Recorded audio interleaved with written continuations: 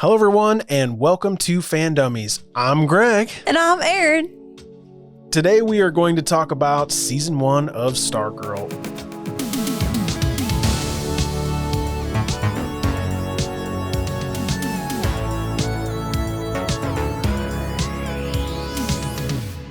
We're going to talk about the Justice Society of America, the new members. Now called the JSA. They were always called the JSA. Oh, that we're now just going to call the JSA. Oh, yeah. In parentheses, JSA for the remainder of this episode. We're going to talk about the Injustice Society. Very clever name. What does that spell out? IJA? IJSA? ISA. ISA. ISA. We'll go with that one. The ISA. We are going to talk about what we liked. We're going to talk about that ending episode. It's awesome. Which was really good. I love talking about the last episodes of stuff. Then we're going to speculate on Season 2. Season 2. If you're lucky and you stay to the mid-roll, you're going to hear about our new sponsor, the Time Turner Harry Potter In-Depth podcast, which is amazing if you're into Harry Potter. Wait till the mid-roll so you can check that out. You're going to see Erin unboxing something she told you about last episode. And let me just tell you, they shine bright like a diamond. Shine bright like a diamond. They're way more sparkly than I thought they were going to be. Wait, we haven't unboxed them yet. Oh, yeah. Soon to be unboxed, the mid-roll. And we have some awesome merch, the mid-roll, to show you too. If you're into that. Yeah. The mid-roll might be better than the actual episode. Yeah. Hurry up, let's get to it. If you are new to FanDummies, we talk about superheroes, science fiction, and fantasy TV and movies every single week. Hit that subscribe button, join the FanDummies family, hit the bell, leave a comment, do the thing, buy some merch, subscribe to our sponsor for this episode. It's going to be good. I just thought of something. What? Well, we did the unboxing. If you're listening to this with just the podcast audio, like most of our audience is, they're not going to be able to see us unboxing stuff. Well, we're obviously going to tell them to go to our YouTube channel to watch the unboxing. We're not going to force them to hear the crackling of the unboxing. You can if you want, though. You might be like a ASMR sound that you want to hear. Don't turn our podcast weird, Aaron. It's not weird. Don't turn it weird. It's not. If everyone that listens to our podcast goes and subscribes to our YouTube channel, we would be very grateful because then we could get a nice URL. The YouTube channel is brand new and it's growing, like a YouTube channel does. Yeah, we've had some people come from the podcast and subscribe to our YouTube channel, and they've written in the comment, that they've came from the podcast. So that was really nice of them. Yeah. So if you come from the audio podcast, just write us a comment, say, I came from the pod, and then hit that subscribe button. And before you know it, we'll have tens of thousands of subscribers. If everyone does it, everyone's got to do it. Can't just be one or two. Everybody's got to do it. Let's get into this show before start losing subscribers. There will be spoilers. Fair warning. We're going to talk in depth about this show. We covered Stargirl in our episode 78, but it was just the first episode. Seems so long ago. I know, it was. Now that the season has completely aired, it's time to talk about the rest of Season 1. There were 13 episodes in Season 1. Stargirl streamed on the DC Universe app and then aired on the CW. We watched it on DC Universe because, we're extra. I thought you were pretty basic, but Dang. I'm trying to convince everyone else I'm not basic. But the reason is it didn't have commercials and the app is on our TV. That's the real reason. And do you actually have the CW channel? I don't know. I don't know. We have YouTube TV. Not sure we even have it. Season 1 centers around the Injustice Society of America, ISA. Thank you, Aaron. Creating a giant system to amplify Brainwave's powers. Brainwave is the villain. They're going to amplify his powers to reprogram the middle portion of the United States. Right in the middle. I mean, just reprogram everybody. Stargirl has to form her Justice Society of America, JSA, to try and stop them. Why is everything like a big satellite dish? I don't know. Like everything's a big satellite dish. You mean under the giant football field that nobody knew was under there? Yeah. I mean, they're basically playing football in big doors. Yeah, remember in our last episode, we speculated a little bit about the kids that were sitting at the lunch table with Courtney, and we were right about them, that they would be in the JSA, but we got some of the powers wrong. I think we speculated more on the comic book powers. So they're pretty similar, but they're not exact what we said before. So we're going to go and talk about it a little bit more in depth now that we actually know who these characters are. So much like the Silicon Valley show, where Jin Yang created a new everything, the CW has created the new Justice Society. Tell us about these new members. To recap, we first saw Stargirl in the first episode, and Courtney becomes Stargirl, and she's played by Breck Bassinger. Yeah. And she's just awesome. I really like her. She's just awesome. Okay. I like her a lot. I don't know. I like her personality on the show. I like how she's all about becoming Stargirl. I think that's neat.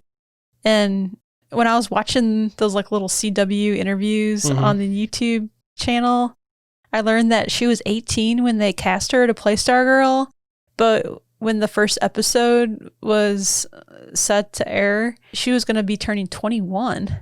I thought she was a lot younger. She seems way younger, but they're never as young as you think. But she's still, supposed to be a high school student in the show. And she first recruits Yolanda Montez, aka Wildcat. And I really like this character as well. And she's played by Yvette Monreal. And you might have seen her in Rambo Last Blood. Remember that horrible movie?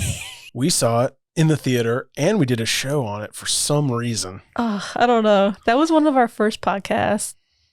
I think that might have been the worst movie I've ever watched in my whole entire life. Sorry, Yvette, but she was the main girl in that Rambo movie, Gabriella.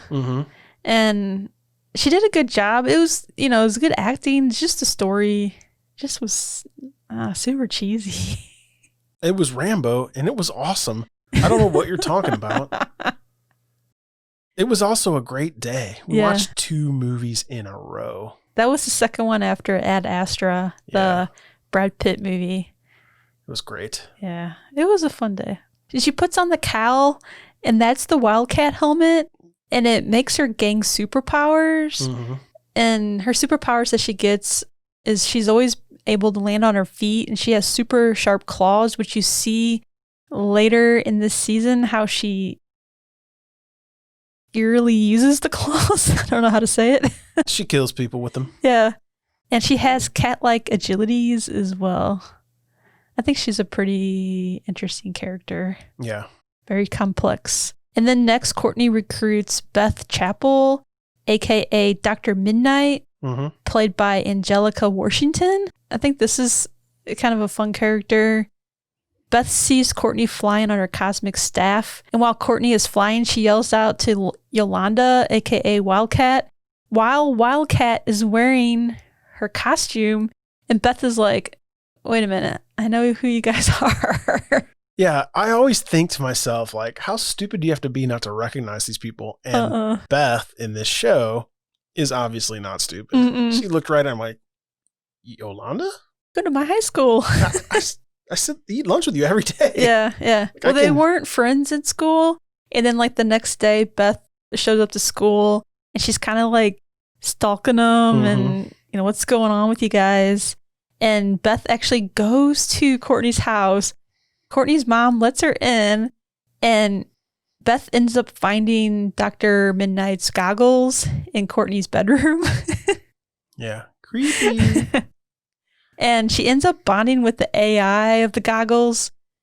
And it's all downhill from there. And Courtney's never able to get the goggles back from Beth. So she's the new Dr. Midnight. The goggles are voiced by Henry Thomas. Remember him? He played Elliot in E.T. Oh, yeah? So I had to put that in. Yeah. No, that's fun. Yeah.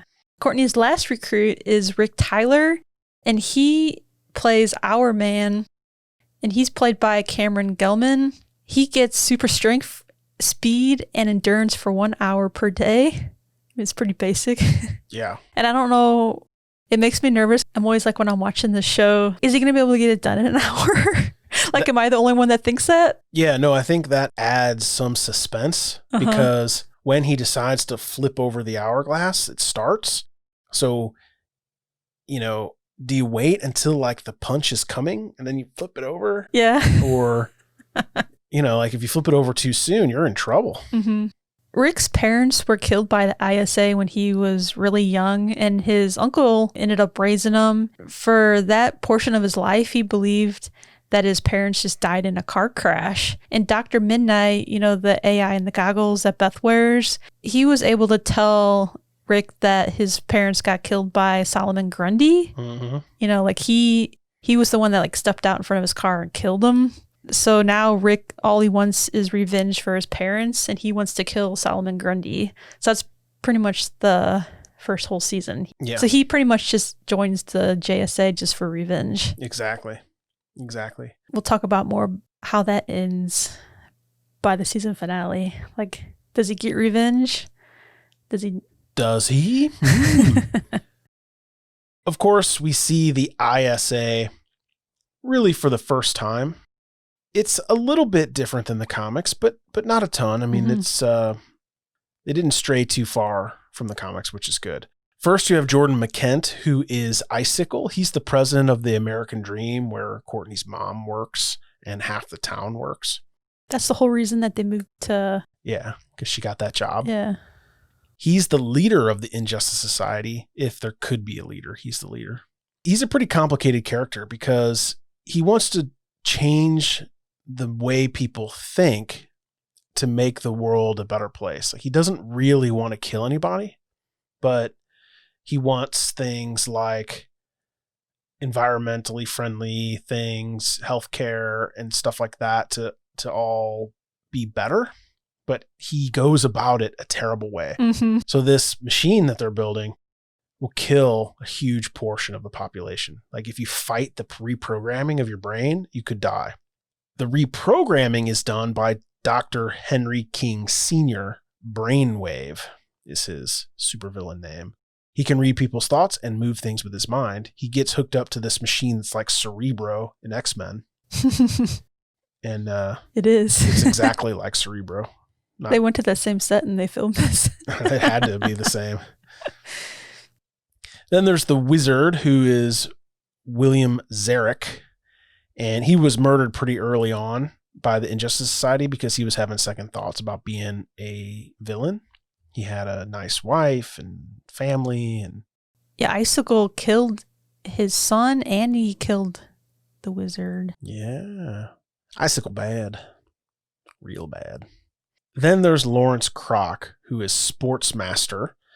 He wore sports gear, kind of like Wild Dog in Arrow. Mm-hmm. Very similar to that. Like the hockey mask? Yeah. He also owns a gym and hassles Pat all the time. Courtney's stepdad, Stripesy, hassles him constantly. When he's eating something, he's hassled. When he's walking too slow, he's hassled. Constantly hassled. He's that guy at the gym. His wife, Paula Brooks, is Tigress, and basically she has the exact same abilities as her husband. They're both karate people. They can use any sports equipment. So they'll bring balls and bats and hit balls at hundreds of miles an hour at you. It's I mean, they definitely have superpowers. They're not just good at sports. Uh-huh. Yeah. They're really fit and they're good at sports. Yeah, exactly. It's not like they track you down and you play horse and if you win, they kill you. I mean, no, they they have actual I would powers. probably be really good at that. Yeah. I used to love playing like horse and around the world when I was younger. Yeah, they wouldn't want to play in horse. Then there's Dr. Ito, who is the Dragon King, and he's a scientist who experimented on himself and his victims. He's a human-reptile hybrid. He wears a mask like Cobra, G.I. Joe Cobra. Yeah. Very much the same. I like his eyes. They're like, yeah, they're lizard eyes. They CGI like that. Mm-hmm. They don't blink this way. They're like. He's also super old. We don't know how old, but we know he was middle-aged in World War II. Yeah.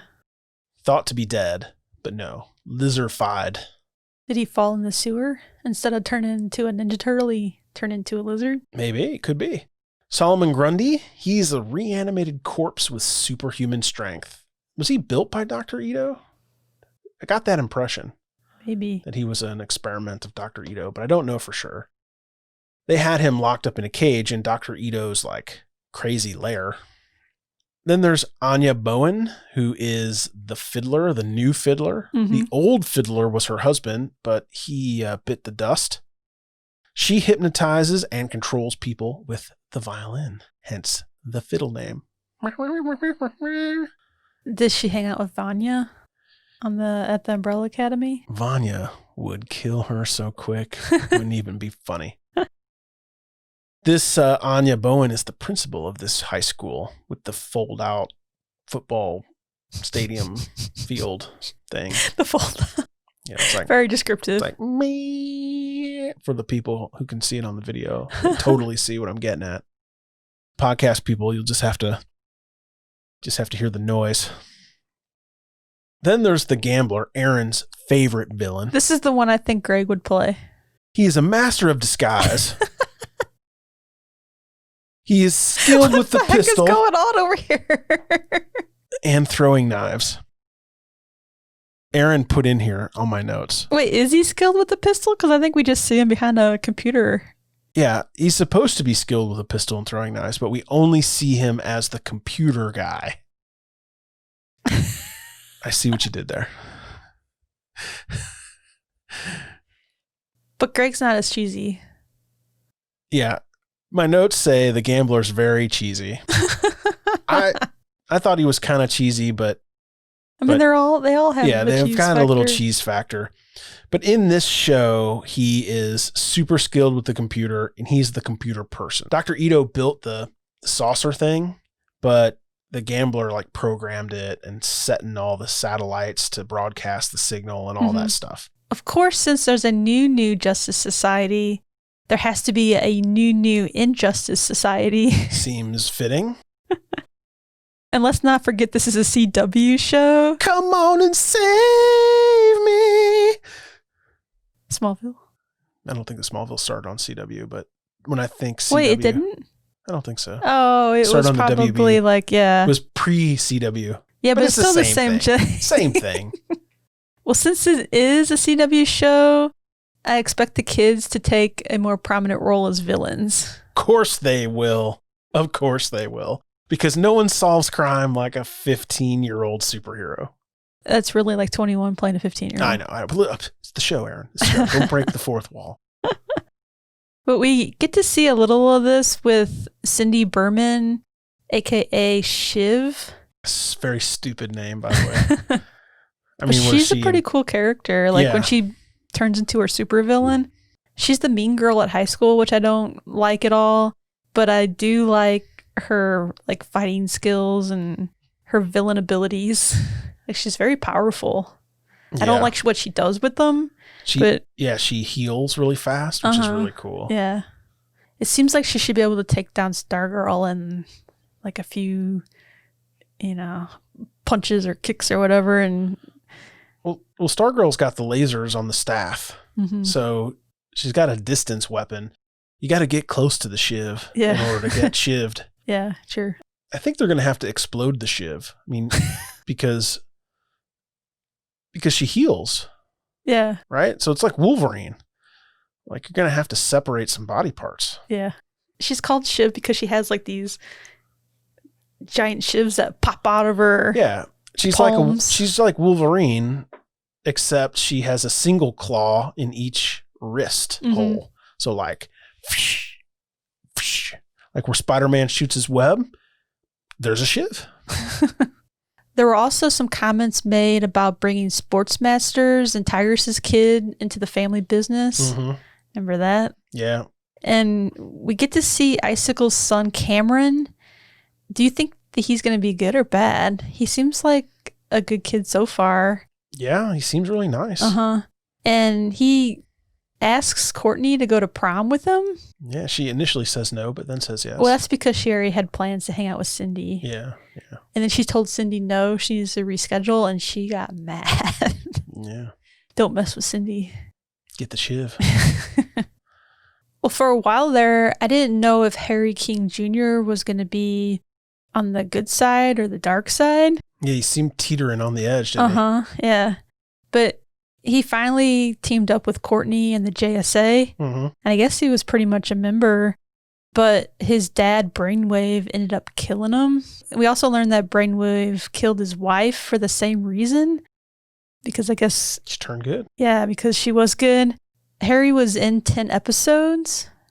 So it would have been an interesting character to see, like, switch sides if he was able to not die. Yeah. They didn't kill him off. I think the complexity of that character would have been good to make the show a little deeper. Like, Pat is really, Courtney's stepdad, Stripesy, is a really complex character, which I like. He's got secrets. Yeah, in that last episode where Brainwave tricks us and you think that Harry King Jr. is still alive, they're just pulling with our heartstrings. I know. Because sometimes you watch these shows, these like sci-fi or fantasy shows or whatever, and the people die, but they don't really die. You know? Didn't fool Wildcat, did it? And yeah, Wildcat. Yeah. With their sharp claw. Just cut his throat. Yeah. Sliced him up. Yeah. Harry King Jr. is the nephew of Sylvester Pemberton, and that's Starman in the show. And Sylvester's sister married Brainwave. Yeah. So it all kind of ties together. Courtney, for a while, thought they were cousins. There's also Isaac Bowen, the son of Anya Bowen, the principal and the fiddler. And we see him playing the tuba, and the kids are pretty mean to him. They pick on him for being in the band. You don't want to mess with him. Before we move on to the crazy ending and our thoughts on season 1, we want to tell you about an awesome Harry Potter podcast and the sponsor of today's show, the Time Turner Harry Potter In-Depth podcast. The Time Turner Harry Potter In-Depth podcast is run by two siblings who love Harry Potter, rereading all 7 books. Yay! If you're fans of FanDummies, you'll probably know that I have only read book 1. So this podcast is definitely interesting for me because I'm out of my depths on Harry Potter. And don't worry, I drive them crazy every day saying, are you going to finish reading book 2? Are you going to finish reading book 2? Because I know you started. I will finish it when it's time for us to do our book 2 episode. I will be ready. What is a time turner, Aaron? A time turner is a magical device used for time travel. It was a special timepiece which resembled an hourglass on a necklace. And we do get to read about one of the characters having a time turner, so it's pretty cool. Not going to spoil it for Greg. Yeah, don't spoil it. The Time Turner podcast focuses on foreshadowing, themes, interesting nuggets, ties to the main endgame, the big questions the co-hosts still have, and hot takes. The juicy bits, essentially. The podcast can be serious at times, talking about problem themes, deep dives into character flaws, plot holes, but also has funny moments like making fun of ridiculous plot lines and having weird and hilarious opinions on all things Harry Potter. I want to hear some of these weird opinions. Well, after you finish reading the books, you can listen past book 1. I know. I can't get spoiled. The analysis of books 1, 2, and the first 4 chapters of book 3 are posted, and you can go binge those right now. Yeah, not me. The nice thing is they have the books set up in like seasons on their podcast. So like season 1 is book 1. It's really easy to understand. Yeah, that helps. Gets confusing sometimes with podcasts. Check out the Time Turner Harry Potter In-Depth podcast now and tell them you heard about it here on FanDummies. And we're going to put the link in the show notes below. Thank you so much for sponsoring this episode. Yeah. If you like Harry Potter in any which way or form, it's definitely a must check out podcast. Yeah. If you would like to support FanDummies, you could always sponsor an episode like the Time Turner podcast did, or you can check out our Patreon. Sign up to our basic tier, Pumpkin Spice Latte, and get early access, ad-free, and extended episodes. This episode, we did a pre-show. So it's different stuff, just depending on what we feel like. Yeah. Really. It's the audio podcast. We're working on some video options, but right now it's the audio podcast only, delivered to your favorite podcast app. Just go to patreon.com/FanDummies or click the link in the show notes below. We also have some fun new merch, and we just got some in. So, of course, we wanted to do an open box with you. I'm looking at the listeners, not you, Aaron. You're always there. I got excited you were talking about with me. Well, with you too, Aaron. So let's cut to that clip. It's in our kitchen. I think we mentioned last week that we got some new merch. Well, now we have it in our mitts, we think. Your mitts? Will it be in this box? What if it's not in the box? Like we haven't opened it yet. I don't know, but it says do not crush on it. Does that mean I only can like it a little bit? I can't crush on it? No. All right. Am I opening it? Open it up. Open it up. What? Don't worry, I'm allowed to use sharp things. She's not. Luckily, that's about as dull as a butter knife. Yeah, it's opened a lot of boxes in its life. What do you think it is? You don't even know. I have not seen that. But I know you have to speed it up because your box opening skills are so slow. Whip that sucker out.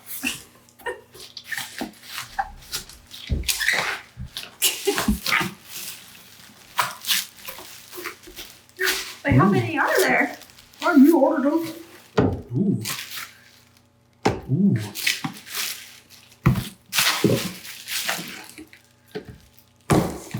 We're coming to you from our kitchen, by the way. We thought a change of venue might be more interesting than the studio all the time. Okay. That's it. That's all we got in our boxes. Are they all three the same things? Maybe. And you open one. Okay. And I'll open one. Okay, ready? Yep. At the same time. Oh, good pick. Ready? Yeah. 1, 2, 3. Oh.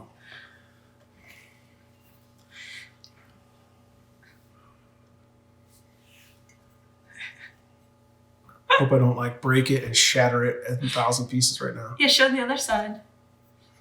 I did already. Oh. Yeah, the panda and the alien.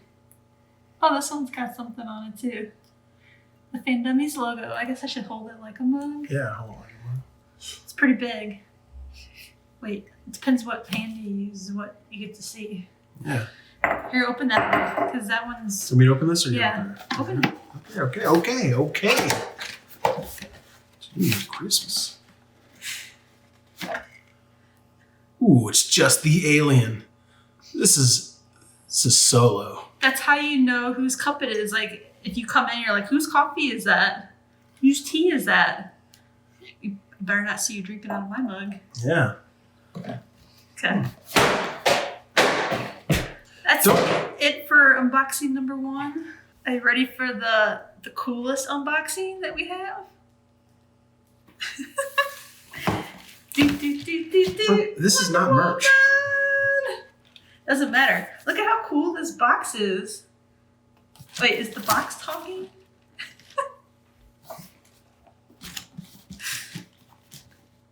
What is it, Greg?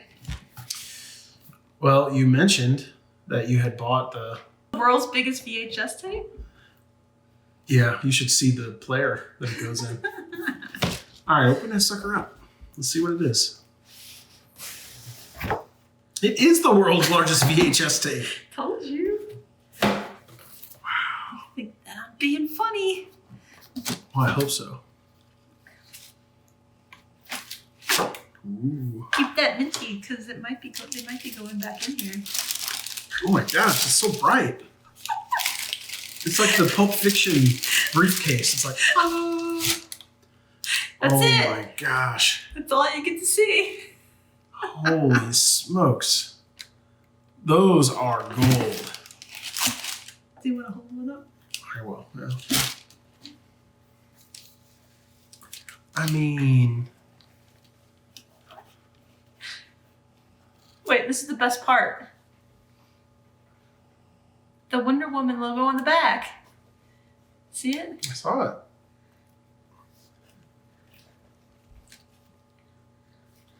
Sucker's shiny. Pretty cool.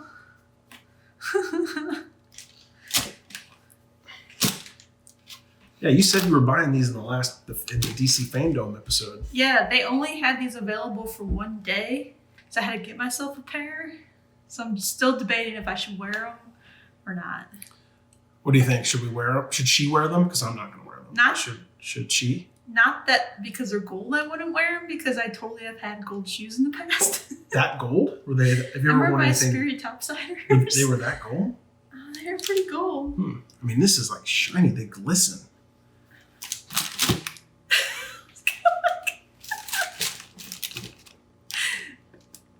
Okay.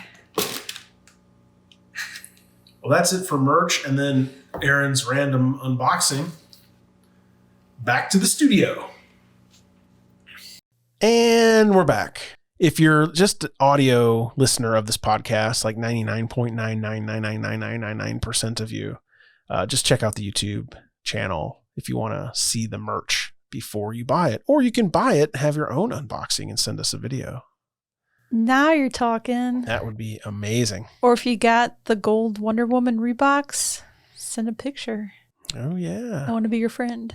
Are you going to put the that unboxing in the video too? Heck yeah. Ooh. That's how we did it. We didn't just do it for fun. You're going to do the merch and the Reeboks, huh? Yeah. I didn't wait like a few days to open my golden Reeboks on the camera. Oh, nice. Nice. All right. So let's talk about this last episode. I love talking about the last episodes because typically it's a cliffhanger or something crazy happens, and this is no different. Yeah. The crazy happens in the last episode. Uh-huh.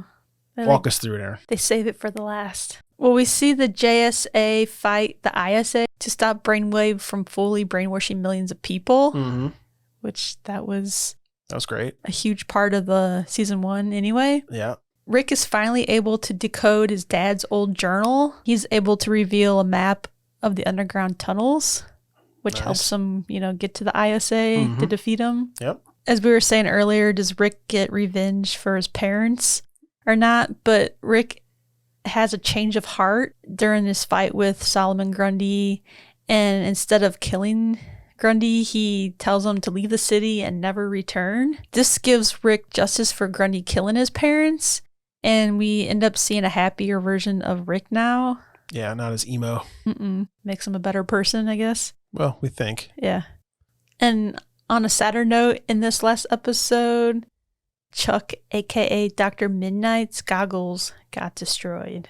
There's no way Chuck's dead. I think they're going to take the AI out. And they'll figure it out. Yolanda, aka Wildcat, we talked about this already, sliced Brainwave's neck hole, cut him open. With her claw. Brainwave tried to trick her into believing Henry Jr. was still alive and take him to go to her friends. But she said there are friends. Ooh. Sneaky. Tricky. She didn't fall for it, killed him, slashed his throat. Cindy ended up killing her dad, the Dragon King. He got the Shiv from the Shiv. Icicle kidnapped Barbara and told her his plan, like every good villain. Right? Monologue. And it didn't sound that bad. no, I know. It's like, you know what? That's it's an okay idea, I think.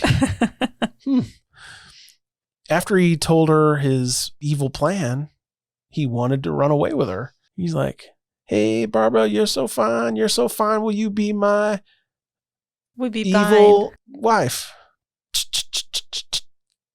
Yeah, pretty much. She said no. She said heck no. It's freaky because like they've had family dinners and everything. Like he knows she's married and has kids. Like she's not just gonna run away with him. I know, that dude's a home wrecker. But Mike ends up saving the day by driving the truck right into Icicle and killing him. Or at least we think he's dead. You never know. Yeah, you never know. Courtney ends up giving Pat the present that she had for her dad on Christmas. And she's like, oh, here you go. And Greg's like, oh, it's a world's best dad mug. Yeah. I'm like, what? There you go. He starts opening it. And what is it? The world's best dad mug. I'm a Christmas present genie. Like he doesn't even have to touch it to guess what it is. You can't get it over on me. I just look at all the Christmas presents and I can see right through their wrapping. I know what they are. I've been tricked very few times. Last but probably the best, Starman shows back up at Pat's old apartment looking for Pat. And he says he is Sylvester Pemberton. Yeah. He's not Starman. He's Sylvester Pemberton because he needs the staff to be Starman. Mm-hmm. And Stargirl's making use of that staff. Uh-huh.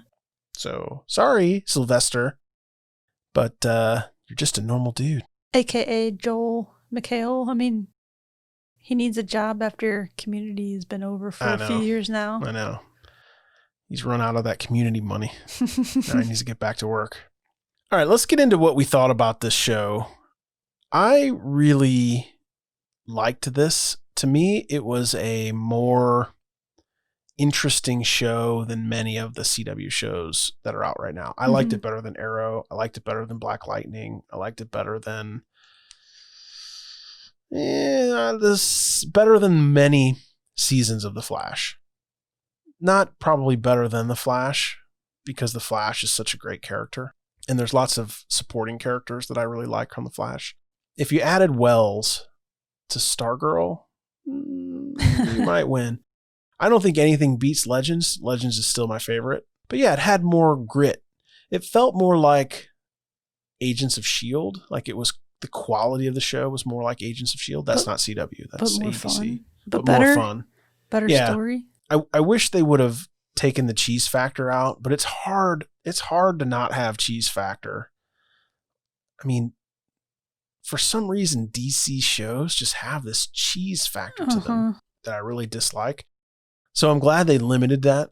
I loved Stripe, the robot. I thought that was really cool. Yeah. I hated the fact that it had engine revving noises in the background. I thought that was so stupid. He could never sneak up on anybody. I know. It was like, vroom, vroom, like, oh, what is that noise coming at me?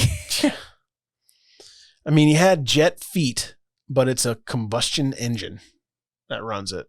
I mean, it just makes no sense to me. But, that's just my sci-fi stuff getting in the way of good TV. Yeah. What did you think, Aaron? I really enjoyed it a lot more than I thought I was going to. I didn't know anything really about Stargirl going in, except for when we did research, I guess, for our last episode, and I read some of the comics and, got to know more about Starman and Stargirl. So I thought it was pretty neat because I got to learn a little bit about the JSA and the ISA as well. They're lesser known characters, I guess. And I really liked it. I think that the show did have a bigger budget. I mean, it was produced for, DC Universe, and they had a larger budget. They must have, because... Yeah, it felt more like Titans. Yeah. Like it really had like a grittier, more rich feel to it. And I think one of the cool parts about that larger budget was that they were able to build a large robot for Stripe. And I like the fact that Luke Wilson playing Pat, he was able to get inside the robot. I kept thinking like, oh, he's just acting like on a green screen or it's just like some kind of prop or something. It might have been part that, but there's actually, behind the scenes video of him inside the robot. The robot is huge. It's pretty cool. That is awesome. And sometimes they had the robot that like Courtney would get up on, and sometimes it was just kind of like large scaffolding that she would just get up on, and they had a cardboard cutout of the robot. I thought that was kind of fun. So I like the making of this show. I think that they did a good job with the special effects and stuff, and I really like the cosmic staff because it kind of turned it into a character of its own. Yeah, like it true. had its own, characteristics and its own life, like, personality. Yeah, personality. Yeah, that's awesome. And I thought that was kind of neat. Before I said something about how the stunt doubles were like poorly selected. But I did find out watching some of those interviews that they didn't allow the main actors to do their own stunts. Like they weren't allowed, like even though they wanted to do some of them, because I guess, they would probably get hurt. So maybe that makes more sense now that, some of these stunt doubles are so different. But Stargirl's stunt double was the same woman that was the stunt double for Arya on the Game of Thrones. I thought that was kind of a fun fact. Because of the same height? Yeah, I guess they're both a little bit smaller people. All right, you ready to speculate on next season? Yeah, this is going to be fun. What do you think it's going to be? Give me some juicy bits. Well, we already know that season 2 has been announced, so we're getting it. Yep. And it's only supposed to premiere on the CW this time, which kind of sucks because DC Universe is ad-free. Yeah. Which I'm going to miss. And I'm not even sure if we get the CW anymore. Yeah, we need to figure out if we even get the CW. Yeah. It's going to be a while. They haven't even started filming season 2 yet. Yeah, okay. But we did get to see the Shade. And he made an appearance in this final episode. And he appeared inside the ISA layer. And he said something about brainwashing Folly. I didn't really understand it too much, but I know that is just the Shade. Yeah. The Shade was on an episode of Flash. It was like season 3, episode 7 or 8 or something. It was actually called The Shade or Shade. And it was super lame. Like they took him out easily. He was like not even a B-list villain. He was like a D-list villain. Yeah. I really think they're going to build him up to be a much cooler, more like the comic, like a much stronger, cooler villain. And then after Cindy was defeated by Stargirl at the end, I guess she's like, I need more power. We see her digging through the magician's storage locker, and she finds this diamond shard. You see her holding it up, and you hear somebody laughing, like an evil laugh. Not that they're watching Brooklyn Nine-Nine and it's hilarious. But apparently it's the villain Eclipso. I think he's supposed to be inside the shard. Yeah. So he's going to be making an appearance in season 2. Awesome. As well. I'm definitely hoping for some new villains. I like Eclipso. I think that's going to be super cool. I think they could do some stuff with Shade. That's really interesting. I think Eclipso is going to take over a high school kid's body, and the ISA will get reformed with mostly young people.